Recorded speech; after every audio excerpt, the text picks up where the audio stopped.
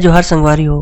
अगर आप मन ला हमार वीडियो पसंद इस होही तो वीडियो ला लाइक करो और चैनल ला सब्सक्राइब जरूर करो।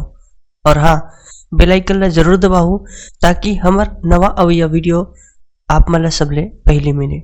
जय जोहार, जय छत्तीसगढ़।